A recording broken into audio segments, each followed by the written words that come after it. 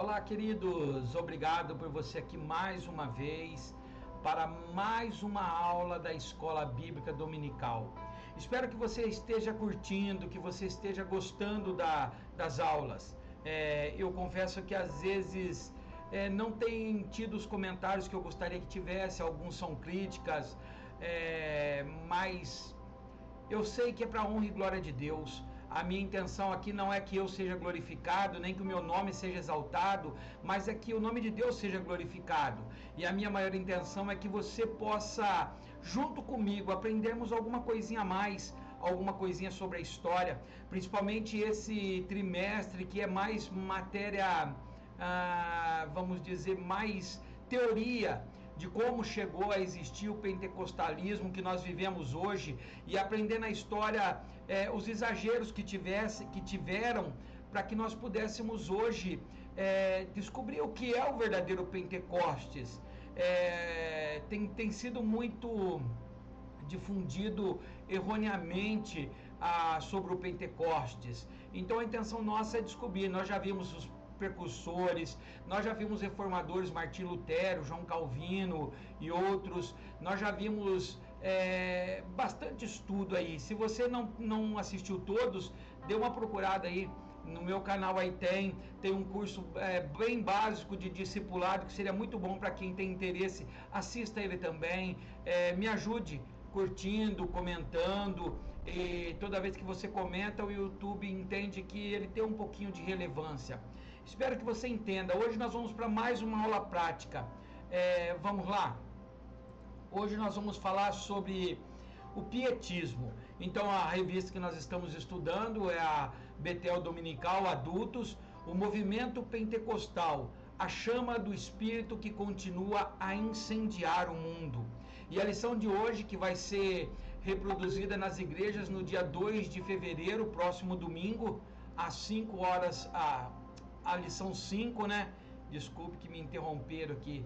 A lição 5, no dia 2 de fevereiro, que tem como tema o pietismo, reavivando o coração através da devoção pessoal. O que eu quero que você entenda, que você tire proveito de tudo que nós estamos vendo esse trimestre, o que foi acontecendo na história para que chegasse hoje ao movimento do Espírito Santo, para chegasse hoje entender o que é o verdadeiro Pentecostes, para que você tivesse um fundamento nisso. E hoje nós vamos falar sobre o pietismo. Provável que você não tenha ouvido falar desses nomes, mas vamos aprender um pouquinho, tá bom? Então vamos lá, vamos começar a lição. Texto áureo: tem cuidado de ti e da doutrina, persevera nestas coisas, porque fazendo isso te salvarás, tanto a ti mesmo como aos que te ouvem. 1 Timóteo, capítulo 4, versículo 16. Verdade aplicada: devemos nos manter dependentes da ação do Espírito Santo. Dependente da ação do Espírito Santo, para que a sua chama não se apague em nossa vida, até que Cristo venha. Entenda isso, queridos. A nossa maior motivação dentro da igreja é o Espírito Santo. Quando Jesus foi ao céu, ele disse assim: olha, eu vou para o céu, mas eu não vou deixar vocês órfãos sozinhos. Eu vou rogar ao Pai, pedir ao Pai que mande outro Consolador, o Espírito Santo. É aquele que vai falar para você sobre, te convencer sobre o pecado, sobre o juízo.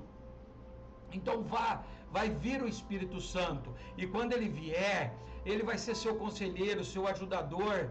Então a verdade aplicada desse texto de hoje que nós temos que entender é que nós precisamos ser dependentes do Espírito Santo. Existem igrejas que pregam que o Espírito Santo não se manifesta mais, que não existe mais cura, libertação, mas a Bíblia não dá esse argumento para isso, tá? Existem outras religiões que ainda dizem que o Espírito Santo não é Deus, não é uma pessoa, mas é que ele é um vento, ele é uma força, e na verdade a Bíblia diz que ele é uma pessoa. Objetivos dessa lição: compreender o surgimento do pietismo, identificar as ideias do pietismo e ressaltar a essência das nossas raízes teológicas. Texto de referência: Abacuque capítulo 3, versículos do 1 ao 5, e diz assim, Oração do profeta Abacuque sob a forma de canto. Ouve, Senhor, a tua palavra e temi. Aviva, ó Senhor, a tua obra no meio dos anos. No meio dos anos a notifica. Na ira, lembra-te da misericórdia. Deus veio de Temã e o santo do monte de Parã. A sua glória cobriu os céus e a terra encheu-se do seu louvor. E o seu resplendor era como a luz, raios brilhantes saíam da sua mão, e ali estava o esconderijo da sua força. Adiante dele ia a peste, e os raios de fogo sob os seus pés. É o texto que nós vamos debater hoje, queridos, é o texto que nós vamos usar para compreender o pietismo. Introdução. O pietismo teve uma influência abrangente, principalmente no pentecostalismo nos Estados Unidos e na Escandinávia, com um foco maior na Suécia e na Noruega. Essa influência está presente também nas raízes teológicas das Assembleias de Deus no Brasil. Então hoje nós vamos ver um pouquinho sobre a história, os primeiros surgimentos no Brasil do pentecostalismo, dessa teologia do Espírito Santo. Primeiro, o surgimento do pietismo. A história da igreja foi marcada pelo surgimento de novos movimentos que transformaram a sociedade. Dentre esses movimentos, podemos ressaltar o pietismo, que surgiu nos fins do século XVII, como resposta ao autoritarismo da Igreja Oficial Luterana. Então ele veio surgindo no século XVII. Nós vamos ver que foram tendo renovações, e o pietismo passou a ser um desses movimentos que tentava colocar a igreja no eixo. Todas as vezes que a igreja começava a entrar no eixo, de repente, por uma coisinha de nada, ela começava a se desviar. E agora, nesse caso, a igreja luterana, lembra, veio de Martim Lutero, ela estava com autoritarismo, ela estava com regras, começando a colocar regras como as antigas igrejas. E aí o pietismo veio justamente para isso, para catar a autoridade humana e levar de volta a autoridade do Espírito Santo. 1.1. As ideias da reforma pietista. Lembra o que é reforma? É pegar o que já está pronto, mas não está muito bem organizado, e reformar e colocar de um jeito ideal. O enfraquecimento religioso, a frouxidão moral e as permanentes disputas teológicas entre os luteranos e os calvinistas fez com que surgisse um novo movimento de renovação, que logo ficou conhecido como pietismo. Esse movimento religioso originou-se no luteranismo, que estimava as experiências individuais. Para o pietismo, a vida piedosa deveria ser refletida em todas as ações do cristão. O movimento defendia a renovação da piedade com base em um retorno subjetivo e individual ao estudo da Bíblia e à oração. Nesta época, queridos, mais ou menos no século 17, 1700 depois de Cristo, após os reformadores, Martim Lutero de um lado e João Calvino de outro, então o luteranismo de Martim Lutero e o calvinismo de João Calvino começaram a ter conflitos, começaram a brigar um entre outros em tentar provar qual teologia era melhor, se era o luterano ou se era o calvinismo. E isso acabou por deixando de lado novamente as autoridades do Espírito Santo. A igreja começou a passar de novo a viver sobre instituições religiosas. E aí acabavam deixando de lado o estudo da palavra, a oração e a piedade. Queridos, piedade é tão importante que Tiago, na sua carta, diz que a verdadeira religião não é o catolicismo, não é o assembleiano, não é a congregação, não é o luterano, não é o calvino. A verdadeira religião é a que cuida das viúvas e dos órfãos, é a que faz caridade. Tiago dizia que essa é a verdadeira religião. Então o pietismo veio nesta contramão das duas religiões que estavam brigando, trazendo de volta, mostrando que a importância teria que voltar aos estudos da Bíblia, que estava de novo deixando de lado. E a oração estava ficando para trás. 1.2. O resgate da reforma. O movimento pietista buscava promover uma espiritualidade mais profunda e pessoal. enfatizando a importância da experiência individual com Deus. Ou seja, o pietismo estava batendo que não era só importante a busca, a experiência coletiva da igreja, mas a experiência pessoal de cada pessoa, daquilo que Jesus disse que é orar, se tranque no teu quarto, fecha a porta e em segredo fale com teu pai que do céu revelará os segredos a você. O pietismo queria trazer de volta essa intimidade entre nós e Deus, entre o indivíduo e Deus. Ele procurava superar divisões e hierarquias dentro da sociedade e da igreja, promovendo uma comunhão universal entre os crentes.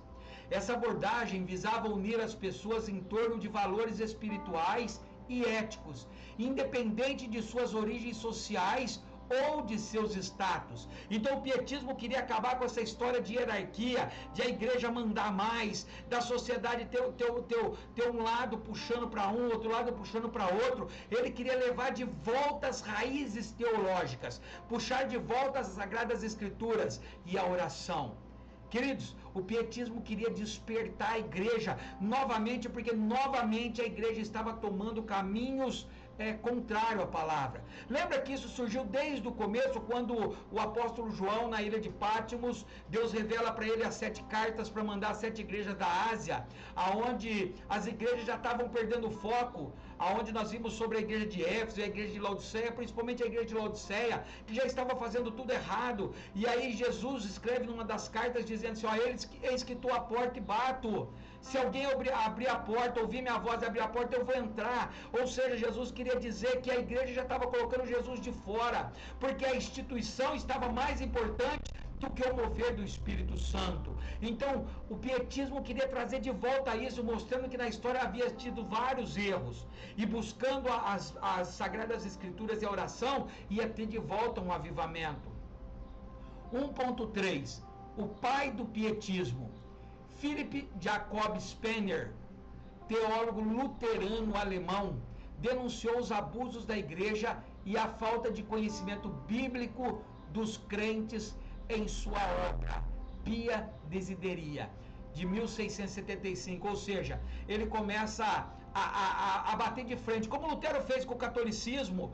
Agora o Jacob Spener, ele estava batendo de frente, dizendo que a igreja já esqueceu o estudo bíblico, já estava partindo para a administração eclesiástica. A igreja não estava mais voltando às raízes teológicas, não estava mais fazendo. Será que não está igual hoje, queridos? Será que as nossas igrejas não estão se afastando do estudo bíblico e voltando a viver dependente de administração humana, ao invés de liderança do Espírito Santo? O pai do pietismo, ele batia de frente, ele denunciava os abusos da igreja. Falou: está errado, a igreja está colocando uma carga que Jesus não colocou, a igreja está colocando de volta coisas que ela criou, que ela inventou, e estão deixando a Bíblia de lado. Ele batia muito que estava faltando conhecimento bíblico dentro da igreja, entre os irmãos. Nessa obra aí, Pia Desideria, Spener propunha um programa abrangente de reforma para a igreja luterana. Olha que interessante. Quando Martinho Lutero quis a reforma, a intenção dele era reformar a igreja católica, com os dogmas da igreja católica. Agora, queridos, a reforma, na verdade, era ao contrário. Agora um próprio luterano queria voltar a reformar, mexer nas estruturas da igreja luterana, que tanto tinha criticado o catolicismo, agora estava tomando uma vertente diferente da Bíblia. Assim ele iniciou o movimento pietista. E olha só o que defendia. Defendia um intenso aperfeiçoamento da piedade na essência luterana. Predominava em sua teologia a priorização das escrituras em lugar dos credos, a procura da santificação, a defesa da doutrina que tem a Bíblia como única referência de fé, o conhecimento religioso aprofundado e a preocupação com o desenvolvimento espiritual. Ou seja, Spener, o Philipp Jacob Spener, ele começou a bater de frente e tentar trazer de volta o luterano a forma de piedade da igreja, em ajudar os pobres, em ajudar os necessitados, em ajudar os movimentos sociais. E ele predominava a sua teologia priorizando as escrituras. Porque Jesus diz que é nela, nas escrituras, que tem a vida eterna. É ela que cura, ela que salva, ela que restaura, é ela que coloca o homem em pé. Então o pietismo, ele priorizava os ensinos. Nossa, até isso aqui agora hoje está...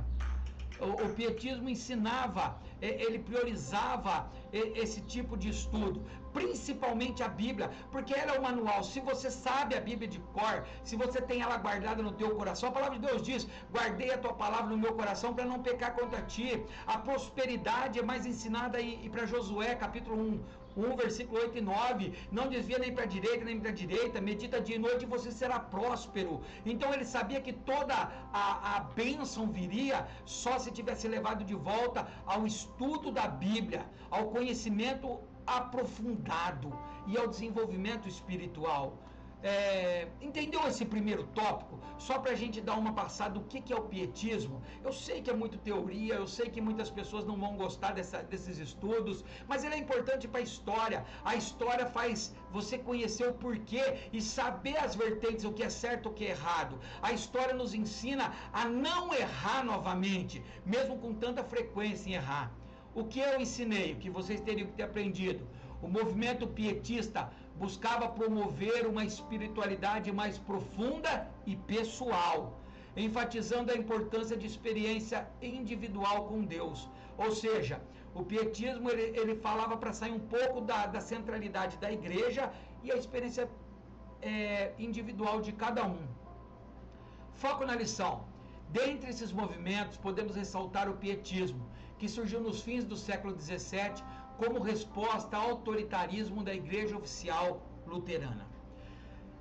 Tópico 2. A convocação para uma segunda reforma. Lembra, queridos, a primeira reforma de Martinho Lutero, as 95 teses que Martinho Lutero levantou contra a Igreja Católica, e daí nasceu o protestantismo. O que é o protestantismo? Protesto contra a liturgia que vinha tendo da Igreja Católica. E aí saiu então a Igreja Luterana, depois veio João Calvino com a Igreja Calvinista. Então, olha lá, agora o Spener estava tentando convocar a igreja a ter uma nova reforma, dizendo: olha, perdeu o rumo de novo, saiu dos trilhos de novo, nós precisamos voltar na raiz.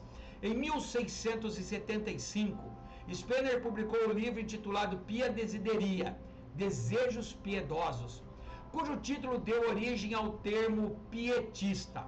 A obra é composta por 3 partes, nas quais expõe o pensamento do movimento que desejava reparar a vida da igreja. Assim, Spener procurou fazer uma avaliação das condições da igreja luterana e a convocou para uma segunda reforma. Então, tudo com base nesse livro aí, Pia Desideria, que em português é Desejos Piedosos. Desse livro surgiu o movimento pietista, aonde convocava a igreja luterana, a ter uma segunda reforma, a ver os caminhos que estavam se errando. E isso é bíblico, queridos, porque para a igreja do céu, Deus diz assim: olha, vocês deixaram o primeiro amor, eu tenho contra vocês isso, eu estou a ponto de vomitar vocês da minha boca, vocês não são nem frio nem quente, são morno. Mas aí ele diz: vê por onde vocês erraram, refaça o caminho. E era isso que o pietismo queria, ter uma segunda reforma, trazer de novo isso. 2.1. A decadência espiritual da igreja. Gostaria que você prestasse atenção comigo. Tudo bem que já criticaram que eu leio muito, mas eu preciso ler porque isso é teoria. Se eu só falar, vai ser mais difícil de vocês compreenderem. Para quem tem os estudos está fácil, para quem não tem, me peça aí que eu mando o PowerPoint dessa lição, onde vai ter ela completa, mas estuda ela, aprenda ela, isso é interessante. É lógico que você não vai usar isso numa pregação, mas você vai ter uma base firme, uma estrutura sobre a rocha. Então, a decadência, olha se as igrejas em 1675, 1700 não estavam mais ou menos como hoje. Apoiando-se na ideia de que a igreja luterana, em sua teologia, estava se afastando muito da realidade e da incumbência da igreja, surgiu o movimento pietista. Esse movimento avivalista Por isso que nós vimos até o começo do texto de Abacuque: aviva, ó Senhor, a sua obra. Esse movimento queria avivar. Ele difundiu a fé protestante em muitas partes do mundo, pois para os pietistas, a igreja luterana tinha adotado práticas não bíblicas. Olha que interessante. Isto é, a igreja passou a admitir algumas doutrinas e tradições que eram conflitantes com os princípios da reforma protestante. O que aconteceu? Depois que Lutero já havia morrido, a igreja começou a pegar caminhos diferentes, toda vez a mesma coisa. Ela começou a criar doutrinas que, na verdade, eram contra a palavra de Deus. Toda religião vai ter suas doutrinas, queridos. Toda religião vai ter os seus regimentos internos. Mas nenhum regimento interno, nenhuma doutrina pode ser conflitante com a palavra de Deus. A palavra de Deus é soberana. Então, o pietismo via uma corrente teológica dentro do luterano que estava saindo das escrituras. Então ele queria ter uma reforma aos princípios protestantes, levar de volta as raízes. Ele admitia que as doutrinas eram conflitantes, estava errado. Por isso a importância que Paulo diz que os crentes de Bereia eram os melhores. Eles ouviam a palavra e chegavam na sua casa e estudar conforme as Sagradas Escrituras. Nós temos Bíblia, querido, não é só para andar debaixo do braço, não é só para ficar em casa aberta no Salmo 91, não é só para ficar no Salmo 23. A Bíblia é para ser lida, estudada, compreendida, e todos, quando rasgou o véu, têm a autoridade de pedir ao Espírito Santo para que ele nos ajude nas suas leituras. Basta adaptar a sua Bíblia às leituras diárias, todos os dias, lendo um pouquinho, orando ao Espírito Santo. Isso vai te fazer uma pessoa melhor. 2.2. Conde Nicolau Ludwig von Zinzendorf. O avivamento do movimento pietista ultrapassou as fronteiras e alcançou um grupo de exilados da Boêmia, cuja origem remonta à obra do pré-reformador John Huss. Lembra o ganso? Martirizado em 1415. Em 1722, Zinzendorf convidou esse grupo para se estabelecer em uma de suas propriedades na Saxônia. Posteriormente, esses irmãos, por conta da origem, passaram a ser identificados como os moravianos. Queridos, a história desses moravianos é muito lida. Uma hora busca no YouTube para vocês, estude um pouquinho sobre elas. Foi um dos povos que trouxe o avivamento mais bonito. Nós vamos vir falar em lições mais para frente sobre John Wesley, que o John Wesley vai ter um ensinamento muito grande dos moravianos. Entendeu? Então esse Zinzendorf aqui, quando o pietismo chegou nele, ele convocou o pessoal para poder se estabelecer e começar a estudar. Esses irmãos reunidos no pietismo, estudando as Sagradas Escrituras, fazendo a piedade, foram chamados de moravianos. Na verdade, é quase impraticável pensar numa missiologia ou teologia da missão sem considerar o papel do conde Zinzendorf, apontado como a figura mais importante da história da espiritualidade cristã do século XVIII. Então, olha a importância desse Zinzendorf, que é o movimento moraviano, entendendo que ele foi um dos precursores para missiologia, para missões, para a teologia da missão, de enviar pessoas. Eles embarcavam para todos os lugares, mandavam missionários para todos os lugares. Vamos lá? 2.3. A missiologia moraviana. Preste atenção. Os moravianos defendiam que divulgar o ensinamento contido no Evangelho aos perdidos é dever de toda a igreja e não somente de determinada sociedade ou de alguns indivíduos. Então os moravianos pegaram o texto de Mateus 28, de Marcos 16, aonde Jesus ordena que todos vão pelo mundo pregando o evangelho. Israel, Judéia, Samaria, até os confins da terra, ou seja, parentes, amigos, escola, trabalho e todos os confins da terra. Os moravianos entendiam que isso não era separado para uma parte da igreja, isso era obrigação de toda a sociedade. Esse pensamento levou o conde Nicolaus Ludwig von Zinzendorf, ao assumir a liderança espiritual dos moravianos, a transformar o grupo em um grande centro de preparação de envios missionários, o que acabou influenciando muitos movimentos na Europa e no mundo.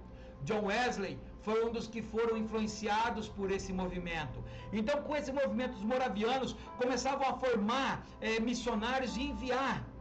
Eu com a graça de Deus, participo de um movimento, de um projeto chamado Projeto Peru, do pastor Fernando Andregueto, um mestre, um pregador, escritor de livros, que há mais de 40 anos tem um movimento, tem um projeto chamado Projeto Peru, aonde leva a palavra para os índios da Amazônia peruana, para o Peru, para em algumas partes do Brasil, e a ideia dele também é estilo moraviano, formar missionários para poder levar a palavra para os 4 cantos, cumprir as ordens de Jesus. E os moravianos faziam isso muito bem. Eles eram profissionais nisso. É o que a igreja hoje não faz. A igreja pensa que missiologia é pregar só em volta da igreja. Esquece que o texto diz para pregar em Jerusalém, que seria a igreja, em Judeia, que seria a vizinhança, em Samaria, que seriam os povos que os judeus não gostavam, e até os confins da terra. O papel da igreja, o papel do crente, o papel do cristão é levar a palavra de Deus, é a ordem de Deus. Ele não deu um escape para muitas igrejas, diz assim, uns têm que orar, outros contribuem, outros vão. Não, a igreja, a ordem da igreja é que todos vão. Uns vão para até os confins, outros vão ficar na região, mas todos têm o dever de pregar a palavra. Gilmar Chaves, o escritor aí no seu livro, na página 178, O Avivamento dos Moravianos, ele comenta: o avivamento dos moravianos começou com uma dinâmica de oração de 24 horas diária e de pregação e ensino ininterrupto da palavra de Deus.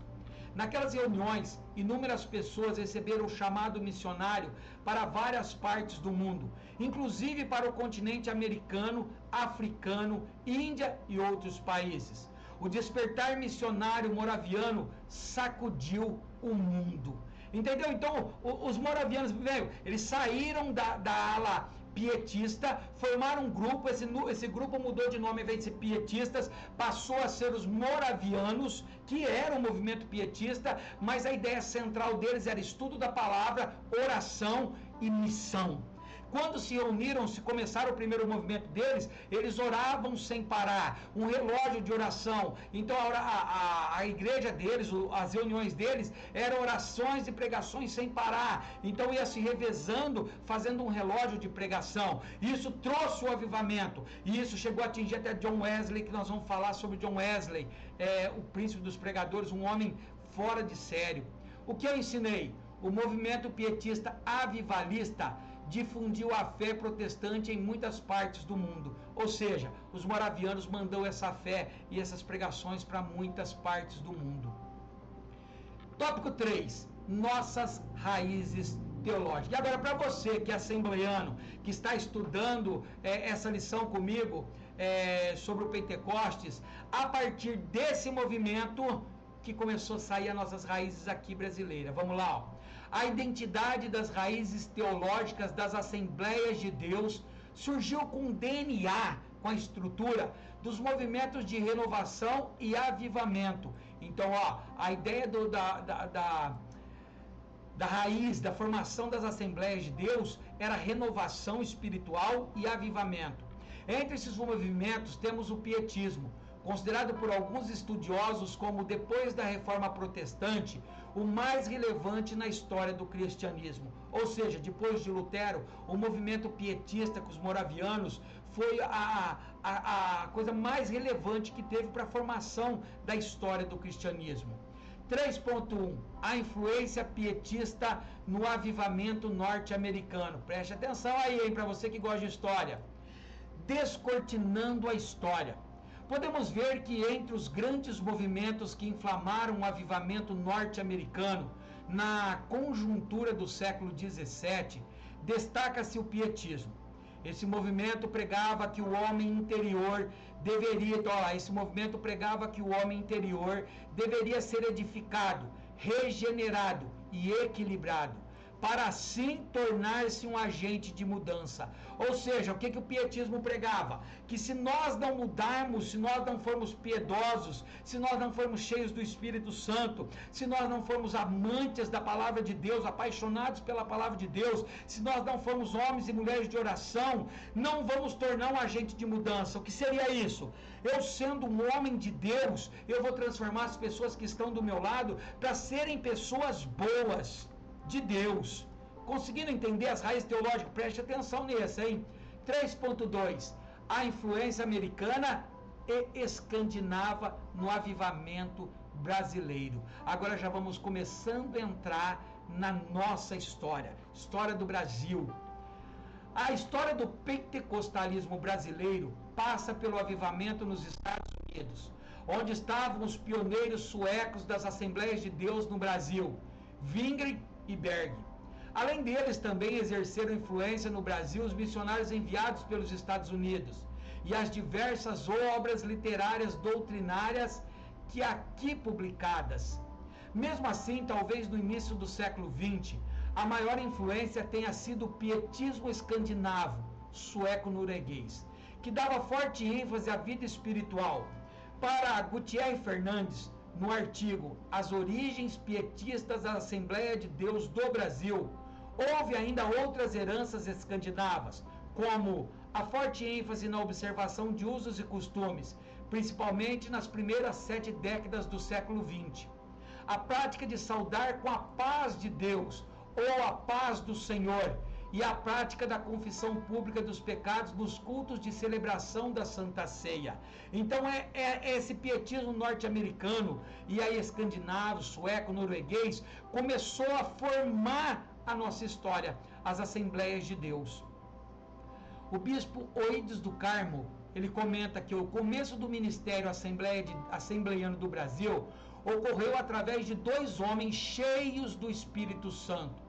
A história mostra que os missionários suecos Daniel Berg e Gunnar Wingren chegaram ao solo brasileiro após receberem uma palavra profética, enquanto estavam nos Estados Unidos, de que deveriam ir ao Pará. Para melhor entendermos essa convocação divina, esses homens nem sequer sabiam onde esse lugar ficava. Diante dessa profecia, eles recorreram ao mapa mundi e viram que se tratava de uma cidade no norte do Brasil. Para você entender um pouquinho da história, esses 2, Daniel Berg e Gunnar Wingren, suecos, eles numa reunião, foram profetizados sobre eles, foram colocados no coração deles uma palavra lá nos Estados Unidos, em que eles deveriam fazer missão, partir para missão, num lugar chamado Pará. Eles não sabiam aonde era. Então eles recorreram para descobrir aonde que era, pegaram o mapa mundi e descobriram que estava falando de Belém do Pará, aqui no Brasil. Então eles saíram de lá dos Estados Unidos numa embarcação, os 2, e vieram com suas esposas e desembarcaram no Pará, aqui no Brasil, aonde surgiu as Assembleias de Deus, o primeiro movimento das Assembleias de Deus. A história deles é linda, querido. 3.3 As marcas pietistas nas Assembleias de Deus. A partir dos registros de Walker, 1981, é possível identificar várias características presentes nas raízes das Assembleias de Deus no Brasil, como, primeiro, a importância do sentimento na experiência cristã, ou seja, a experiência com o Espírito Santo, ela não é fria, ela não é congelada, ela não é estática, mas é uma experiência sentimental, onde nós, possuídos do Espírito Santo, cheios do Espírito Santo, choramos, rimos, temos uma diversidade de sentimento em nosso coração, sentimento de gratidão. Então, isso veio do pietismo para as Assembleias de Deus.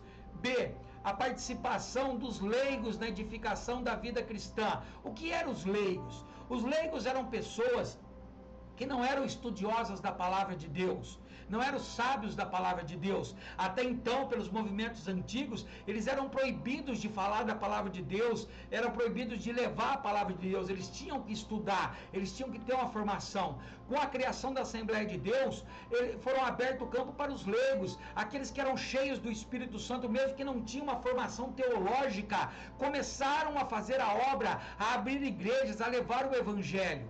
Isso era formas do pietismo influenciando a criação da Assembleia de Deus. C, a ênfase na atitude ascética com referência ao mundo, ou seja, nós somos de Cristo, estamos no mundo, mas não pertencemos ao mundo, somos de outra pátria. D, o grande interesse pela leitura bíblica, que até então ela dependia da leitura de sacerdotes. A partir do movimento das Assembleias de Deus, foram abertas portas para que todos aprendessem, estudassem, para as escolas bíblicas dominicais, para estudos bíblicos. E ênfase na transformação espiritual. Lembra, nós já vimos isso? Ela tem que dar fruto. Se a sua vida não tem frutos do Espírito Santo, você não foi batizado com o Espírito Santo, você não é cheio do Espírito Santo. Então ela precisa ter uma renovação espiritual. Paz, longanimidade, benignidade, mansidão, domínio próprio, são frutos do Espírito que mostram a transformação espiritual. E F, forte impulso missionário. E isso vê que a igreja chegou, a Igreja Assembleia de Deus, com 2 casais, e hoje se estende para o país inteiro. Hoje a população, grande parte, hoje não a maioria, mas ainda uma grande parte, já são assembleianos, porque isso veio do pietismo, do moravianismo, ou seja, o impulso de querer falar do amor de Deus para outra pessoa. Se é bom para mim, vai ser bom para outra pessoa. É preciso aproveitar a reflexão sobre este movimento impactante da história da igreja para prosseguir clamando ao Senhor, buscando e ansiando mais do Senhor, do seu amor e da sua graça. Como expressou o salmista: eu quero mais e mais de Cristo, eu quero mais do seu poder, eu quero mais da sua presença, eu quero mais do seu viver. Salmo 42, verso 1 e 2. Donald Dayton: o pietismo que de certa forma tem sido negligenciado também pode ser uma frutífera fonte na busca das raízes do pentecostalismo. Quando tratamos da doutrina da cura divina, veremos também como o pietismo exerceu um importante papel na evolução da doutrina. Então, se você entender que as raízes da Assembleia de Deus veio do pietismo, você consegue entender essas importâncias que nós vimos aí, as características. Nós conseguimos entender o nosso chamado, a importância da igreja, a importância de acreditar no batismo com o Espírito Santo, na cura milagrosa, nos dons espirituais, nos frutos do Espírito. Por isso que é importante entender o movimento, da onde que veio as nossas raízes, da onde que veio o surgimento do pentecostalismo, qual que é as raízes, os fundamentos dessa doutrina. O que eu ensinei? A identidade das raízes teológicas das Assembleias de Deus surgiu com o DNA dos movimentos de renovação e avivamento. Queridos, como está sendo essa aula? Coloca no comentário para mim. Estão entendendo? Está sendo boa? Precisa que eu melhore alguma coisa? Vamos para a conclusão. Que o estudo desta lição contribua para uma sincera e necessária reflexão sobre a vivência cristã. Como somos alertados nas Escrituras, à medida que se aproxima a vinda do Senhor, a frieza e a indiferença tende a se intensificar, alcançando muitos corações e mentes. Está lá no Mateus 24, 12, Apocalipse 3, 16, 19, que diz que o amor de muitos esfriariam. Que o Espírito Santo continue a aquecer o coração de cada membro do corpo de Cristo. 1 Tessalonicenses 5,19 diz: não instigais o Espírito Santo. Consegue entender esse movimento? O que ele foi? O que ele buscou? Você consegue meditar nesse estudo e saber se a sua vida espiritual individual está indo no caminho certo? Ou você também saiu do caminho, como a igreja? Ou nós temos que voltar ao pietismo, a fazer o amor, o coração misericordioso, a buscar as leituras bíblicas, a buscar em oração, a buscar o avivamento. Isso é muito importante, queridos. A nossa próxima lição, a 6, vai falar sobre o wesleyanismo, que é John Wesley, que ele veio, que uma das raízes dele foi o moravianismo, que despertou ele já era cristão, mas quando ele teve um encontro num barco, numa embarcação com os moravianos, ele aprendeu de verdade o que é o Espírito Santo na vida. E olha que ele coloca o texto, como é que vai ser o título: a chama que deu forma ao metodismo e à santidade. E eu quero perguntar para você: conseguiu entender a lição de hoje? Deu para ter uma ideia do que é o pietismo? Da onde que surgiu as nossas raízes para quem é assembleiano, para quem é pentecostal? Da onde que foi surgindo e o que é o pentecostal? O que são as nossas raízes? O nosso avivamento é pela palavra, é pela oração, é pela piedade, é pela busca constante do Espírito Santo, é pela transformação do Espírito Santo. Você consegue entender isso? Consegue ter uma noção dessa lição? Consegue entender a importância disso? Queridos, para você que está fazendo comigo o curso básico de discipulado e já acabou, para você que vem acompanhando as lições da Escola Bíblica Dominical aí, logo tem a próxima lição que nós vimos, do John Wesley. Eu gostaria que você revisasse, passe nelas, grife, consiga uma revista. Se você não tiver, compra uma, ou consegue um PDF. Mas estude, isso é importante para você, é importante para mim, é importante conhecer a sua árvore genealógica, do teu estudo teológico, da onde chegou. Espero que tenha compreendido. Eu percebi que o som não está muito bom. Eu quero ver o que eu vou fazer para melhorar o som. Se eu vou conseguir comprar, eu estou ainda pagando a câmera aí, ó, mas logo eu consigo comprar um microfone que dá um som melhor. Espero que vocês consigam resistir estando comigo, tá bom? Fiquem todos com Deus. E obrigado por você aqui comigo, tá? Deus te abençoe.